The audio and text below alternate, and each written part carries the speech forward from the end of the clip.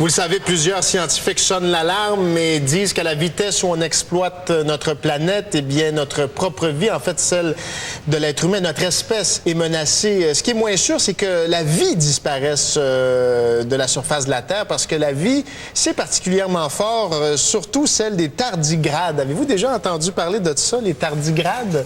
Moi, jamais. Bonjour Chantal, Bonjour. Chantal Racine, biologiste, qui va nous expliquer qu'est-ce qu'un tardigrade. Eh oui. C'est un organisme qui a une capacité de survie phénoménale. Incroyable. C'est des petites bêtes fascinantes. En fait, c'est un minuscule animal qui ressemble un petit peu à un ours à 8 pattes, en miniature. OK, on va le voir d'ailleurs. Oui. On a des images. Et qui a l'air mangeable aussi. Ça a l'air d'un petit jelly bean. Ben oui, c'est un peu comme des gummy bears d'ailleurs. Oui, les gummy bears, c'est ça. Oui, ça a les mêmes couleurs, orange, vert ou jaune fluo. OK. Et ça résiste à des conditions très extrêmes. En fait, on peut les congeler à moins 200 degrés Celsius. On peut les amener à des températures de plus 360 degrés Celsius. Et ils peuvent revivre à ce moment-là quand on leur rajoute juste un petit peu d'eau. La forme... OK. Ça veut dire qu'il a... Comment dire? Il se retrouve en hibernation d'une certaine façon? Quand tu dis il revit, c'est que dans ces conditions extrêmes-là, il arrête de fonctionner? Exact. Son secret, c'est d'avoir une forme dormante qu'on appelle le tonneau. C'est une forme déshydratée du tardigrade où il va se rouler en petites boules et il va expulser 99% de son contenu d'eau. On le voit d'ailleurs. Oui, et donc, il se met sur le dos, c'est ça, finalement? En fait, il va être sous toutes les formes, surtout très serré, enroulé très serré. OK. Et sous cette forme-là, il élimine son eau, pardon? Oui, 99% de son eau. Et sous cette forme-là, il peut résister à la congélation, décongélation, à des rayons X, à des doses 100 fois plus grandes que celles que l'humain peut tolérer, à des ultraviolets, à... OK, donc pas juste des écarts de température, mais quand on parle de conditions extrêmes, c'est des choses auxquelles nous, on ne peut pas s'exposer. Tu parles de rayons X. Oui, effectivement. Et c'est pour ça que ça en fait un très bon candidat pour la survie, éventuellement même dans l'espace. Parce qu'on dit que s'il peut résister au vide absolu, à des températures extrêmement froides, bien, il aurait pu résister sur un météore en voyage. Donc, ce serait peut-être lui, d'ailleurs, notre ancêtre ultime. Colonisateur. Ça serait surprenant, mais peut-être sera-t-il notre futur colonisateur? Oui, c'est ça. C'est un peu ce que je voulais laisser sous-entendre avec l'introduction que j'ai faite.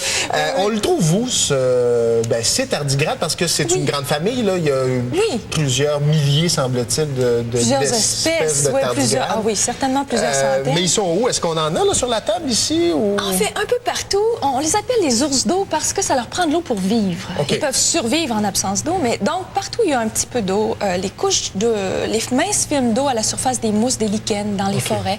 Ça peut vivre dans les forêts tropicales, ça peut vivre dans les montagnes. On peut les retrouver même dans le désert, mais dans certains oasis. On peut en retrouver dans les glaces de l'Arctique même, sous forme congelée. Il y en a qui sont préservées depuis très longtemps. Donc on les retrouve vraiment un peu partout. Donc son habitat naturel, c'est un environnement humide, mais on l'a dit, il peut vivre sans eau finalement. Exact. Et d'ailleurs, je crois qu'il y a des scientifiques qui en ont observé à des endroits un peu bizarres. On ne savait pas comment ils ont fait pour se retrouver là, d'ailleurs. Quand tu parles du désert, normalement, il n'y en a pas d'eau dans le désert. Oui, mais comme c'est un animal minuscule, en fait, pour donner une idée de sa grosseur, prenez 1 millimètre et vous prenez à peu près la 5e de cette distance-là et ça donne à peu près la grandeur moyenne d'un tardigrade. Bon, et étant donné qu'il est minuscule, il est très léger. Et comme on a pu voir sur les photos, il y a comme des petites griffes. Donc, il peut s'accrocher après des morceaux de mousse, des morceaux de lichen qui sont transportés par les vents. Donc, c'est peut-être des fois le vent qui l'amène dans des endroits inusités. Tout à fait. On suspecte que ce serait leur mode de dissémination. Et ces petites griffes lui permettent donc de rester accroché assez longtemps sur son radeau pour aboutir dans un nouveau milieu. Et donc, il mange quoi? Est-ce qu'il se sert de ses griffes, d'ailleurs, pour attaquer plus petit que lui? Ah, même pas. C'est un animal gentil. Il est végétarien, en général. C'est un végétarien? Tout fait. Il grimpe sur les mousses, sur les lichens. Et puis là, quand il trouve une petite cellule végétale appétissante, il utilise ses 2 stylets. C'est comme 2 grandes pailles qu'il plante dans la cellule végétale et il aspire le contenu. Et il y a en fait une espèce qu'on a découvert qui était parasite. Mais en fait, c'est parasite d'un oursin. Alors, ça fera pas grand mal aux humains. Les oursins de mer peuvent être parasités par les tardigrades. Sinon, ils sont végétariens en général. C'est un animal, là, vous le voyez. Là. Il y a un cerveau, il y a une bouche. Oui, tout à fait. Un tube digestif. Voilà. Et d'où vient le nom tardigrade, en fait? C'est qu'un Italien, celui qui aurait été le premier à les découvrir, Spallanzani, les a vus marcher.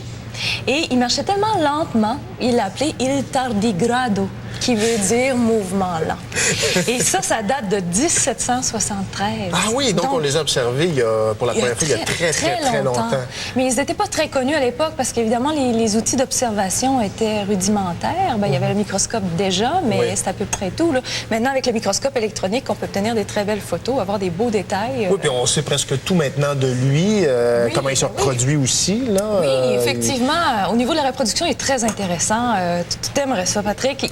Ils ont différentes possibilités, ces petits animaux. Ah oui? Oui. Il y a en fait la façon classique, l'accouplement mâle-femelle. Alors, le mâle va féconder la femelle qui va pondre ses œufs. Mais il y a aussi les bisexués qui font de l'hermaphrodisme, c'est-à-dire qu'ils vont avoir à deux, chacun les deux sexes. Et ça fait une double copulation pour un double plaisir. La boule qu'on a vue, c'était quoi, là? Ben, c'est justement l'œuf. Ah, c'est l'œuf en question. Il y a des œufs qui peuvent être très lisses, mais il y a des œufs avec toutes sortes d'aspérités qui leur permettent justement de s'accrocher un peu partout et, encore une fois, de se disséminer facilement. Donc, ça veut dire, ce que tu as décrit au niveau de la reproduction, c'est une preuve encore qu'ils résistent à presque tout, finalement. Ils sont très adaptables. Et puis, leurs œufs, justement, ils vont avoir une tendance à se comporter comme s'il fallait les protéger de la déshydratation. Ils vont les pondre dans leur squelette, on va l'appeler comme ça. Quand ils grandissent, ils muent et ils libèrent une peau, un peu comme les serpents. C'est un petit squelette de chitine. Et alors, ils vont cacher leurs œufs là-dedans. Ça va être un faux tardigrade vide, mais avec des œufs. Et ils sont protégés comme ça de la déshydratation et ils vont... Il était intelligent en plus, le petit maudit. C'est un petit animal très bien. Ben, merci beaucoup de toutes ces explications. Et c'est la bonne nouvelle, au moins, c'est que la vie avec un grand V, elle, est probablement pas menacée. Vous restez avec nous, on poursuit la revanche.